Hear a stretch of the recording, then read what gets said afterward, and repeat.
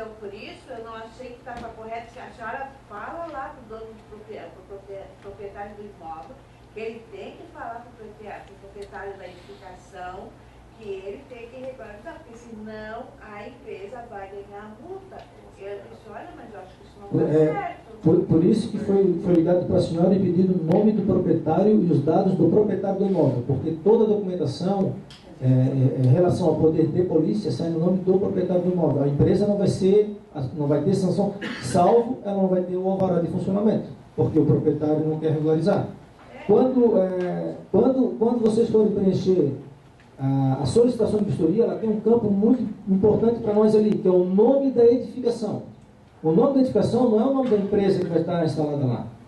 A minha empresa vai estar no Centro Comercial Campinas. Nome da edificação? Centro Comercial Campinas. Nome da empresa? Aí sim. Qual é a sala? Beleza, tranquilo. Esses dados para nós são muito importantes, porque pelo histórico da edificação, eu já tenho uma prévia se eu vou poder liberar sua vistoria ou não. Entendeu? Por isso que a gente pede o nome do proprietário do imóvel. Geralmente a gente pede o RG também, o CPF dele, o telefone de contato, porque nós fazemos toda a notificação em nome do proprietário do imóvel, e não no nome do proprietário da empresa.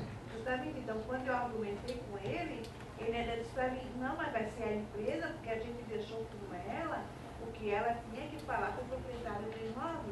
Eu disse, olha, amigo, eu acho que... Na notificação, a única assinatura que a senhora passa para nós é como está recebendo essa notificação. Se a senhora ler o cabeçalho ali de quem está sendo notificado, vai estar o responsável pelo imóvel, não pela empresa. A senhora, na verdade, vai ser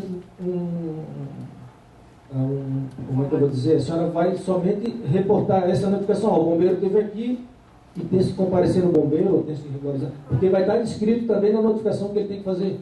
Claro, entendeu? a gente sabe, né? Agora eu fiquei até assim. Não, a senhora tem razão, tá? Na verdade tem um erro de nossa parte, tá? É de que na verdade o bombeiro não deveria, hipótese nenhuma, dirigir estatais de estabelecimento comercial e solicitar, ou até, dessa forma como ele colocou a faca no pescoço da pessoa lá. Diz, olha, a senhora vai perder todo o seu negócio se a senhora não fizer com que o proprietário regularize. Então tem um erro de comunicação, certo? Tá? Tem erro de comunicação, a senhora está correta no que a senhora coloca, tá? Tem erro de comunicação por parte nossa, tá? Então ele deveria ter sutileza de dizer, olha, a senhora, assim, o que pode acontecer, veja bem, o que pode acontecer é de que a senhora pode, assim, ter problema do seu comércio, a senhora pode não receber ou parar, essa é uma forma de fazer, certo? E tem outra forma de dizer, olha, é o seguinte, quer dizer para a senhora que você vai ficar sem estabelecimento comercial, assim, não colocar a faca no pescoço do outro não vai funcionar. Se vocês estão entendendo, então é isso, tem um erro de nossa parte, tá? Agora sim, a gente com tudo que faz, com toda a educação continuada, com todas, sempre tem as falhas, tá? Certo? E aí a gente tem que cuidar muito do nosso pessoal para isso. Então é importante que a gente tenha esse diagnóstico, tá? Olha, fui mal atendido para a gente poder melhorar, tá? Então a senhora está repleta de razão, não deveria ter sido feita dessa forma. Eu tenho uma dúvida técnica, e aí já peço desculpa porque somos contadores e não engenheiros, né? Mas o Pablo deve lembrar, o Paulo trabalha comigo, de um caso de uma edificação que tinha 3 pavimentos, né? E se enquadrava em praticamente todas as condições ali, exceto que além dos 3 pavimentos tinha um subsolo, né? E ela, por razão do subsolo, apesar de todas as outras condições se enquadrarem, ela não pode se enquadrar em uma edificação de baixa complexidade. E aí tem realmente essa condição, o subsolo ele é considerado o 4º pavimento? Isso é importante frisar, pessoal. O subsolo é considerado pavimento. Então, o subsolo, os pavimentos tipo e a contagem de edificação vai até o pavimento ático, lá até o último pavimento. Então, para ser feito baixa complexidade, então ela tem que cumprir rigorosamente todos aqueles termos que estão prescritos aqui na IN 01, né? No anexo E da Instrução Normativa número 01. O próprio mezanino, se ele tiver mais de 100 metros quadrados, ele já conta com pavimento também. Então, se eu tiver um térreo com mezanino, mais de 100 metros quadrados, mais um pavimento, já são 3. Se esse mezanino tiver menos de 100 metros, a gente conta com mezanino, não conta com pavimento útil. Claro, teria que ter um sistema preventivo ali em cima, tudo, mas aí se fala na hora da vistoria. Não contaria como pavimento útil, entendeu? Se ele tiver menos de 100 metros quadrados. Mais algum questionamento? Um caso bem particular do cliente meu, nossa, do escritório, assim, eu solicitei o alvará dele pro shopping ali, o Caguaçu. E aí, no primeiro momento, pediram a vistoria de manutenção de todo o shopping. Eles não arrumaram. Depois, uma nova vistoria pedindo para regularizar algumas salas do lado Isso que eu achei estranho. Não pediu para regularizar a sala dele. O restaurante shopping pediu para regularizar as salas que estavam do lado da sala É dele. que bem provável a sala dele estava certa. Tinha os sistemas preventivos. Sim, mas O caso de um shopping ou de um centro comercial, na verdade, o que acontece é o seguinte. Na maioria dos casos, ele tem um projeto preventivo de incêndio. Esse projeto ele contempla tudo, inclusive as salas comerciais. Não é só a área útil, só a área de circulação, escada. Ela contempla também as salas comerciais. Nessa sala, ela já prevê o sistema preventivo para cada uma. No shopping Itaguaçu, especificamente, o que aconteceu? Quando solicitaram uma vistoria lá, foi detectado que o shopping já tinha passado mais de um ano que não tinha sido feita uma vistoria em todo o complexo. Nós fizemos a vistoria, inclusive fui eu que fiz a vistoria. Nós passamos em todo o complexo, em todas as salas comerciais, toda a parte do shopping administrativo todo.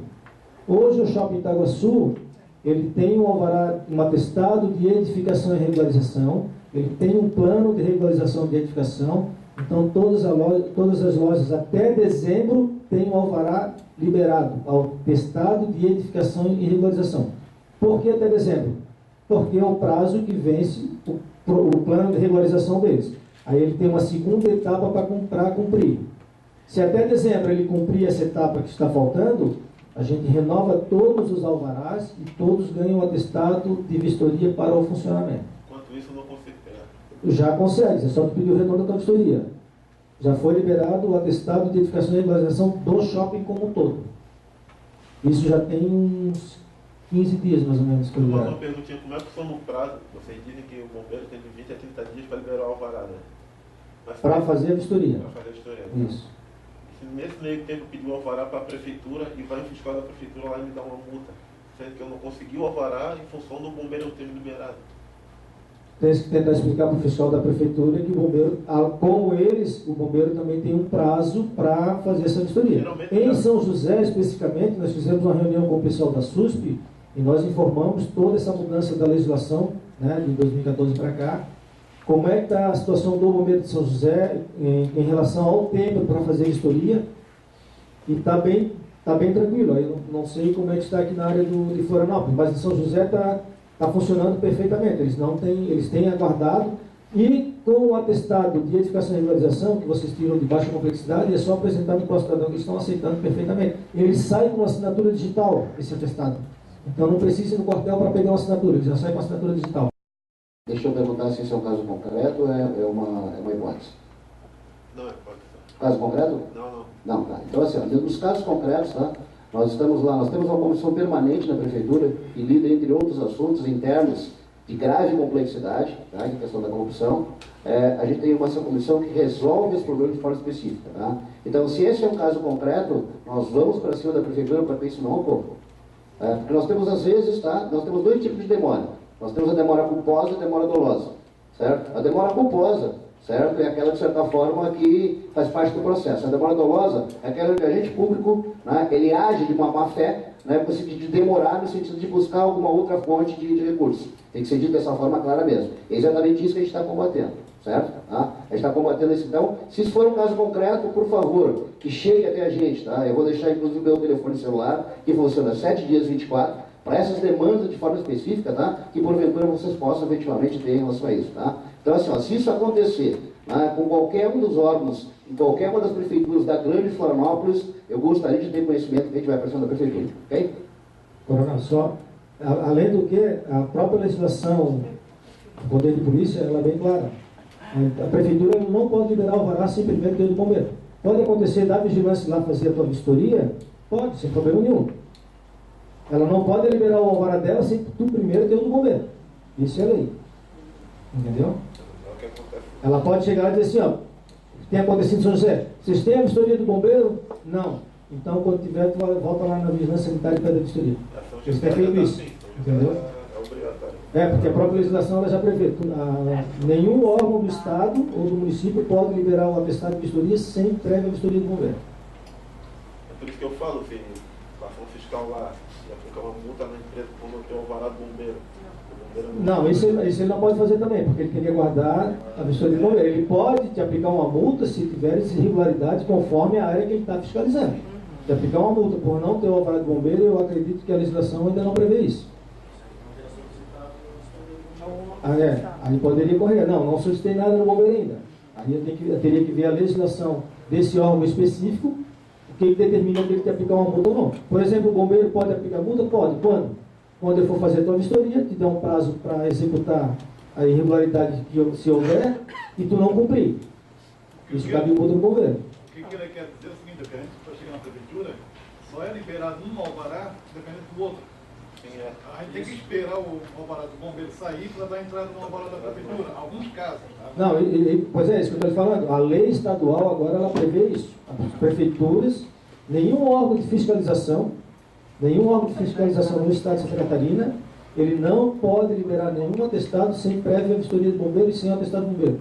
Jogos de diversões da Polícia Civil, Vigilância Sanitária, Prefeitura, eles não podem liberar, isso é uma lei estadual, sem ter o atestado de vistoria do bombeiro, né? Nem só com o protocolo.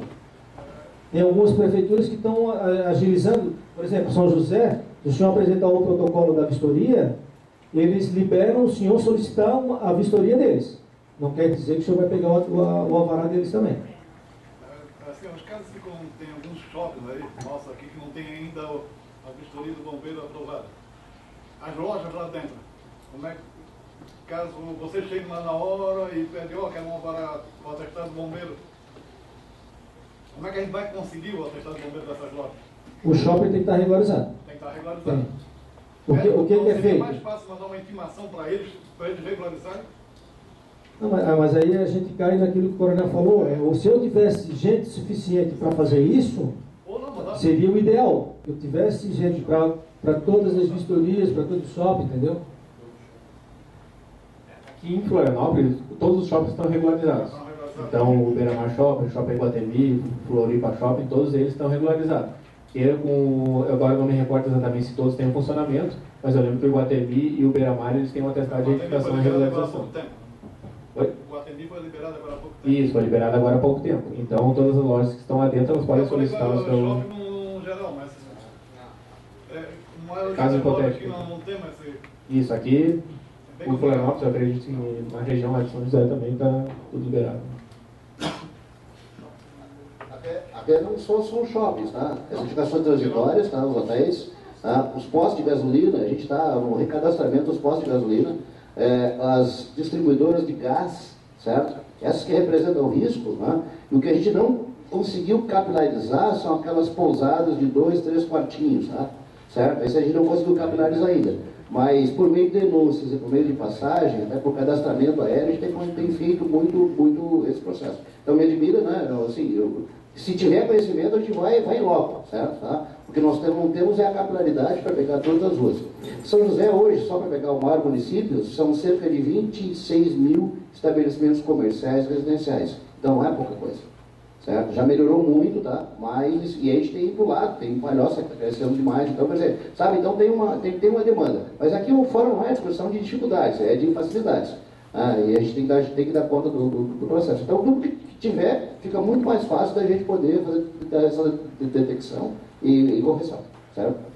Hoje em São José, todos os shoppings estão regularizados ou estão em processo de regularização, que não impede a liberação dos alvarás.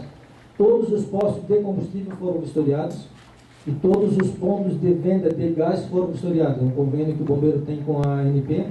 Nós fizemos vistoria em todos os postos de combustíveis, todos os revendedores de gás. Pode ser que apareça um ou outro clandestino, que a gente também não consegue verificar tudo, mas é um convênio que tem com a ANP de fazer essa fiscalização anual. Então, eu já tenho uma equipe determinado mês do ano só para fazer isso.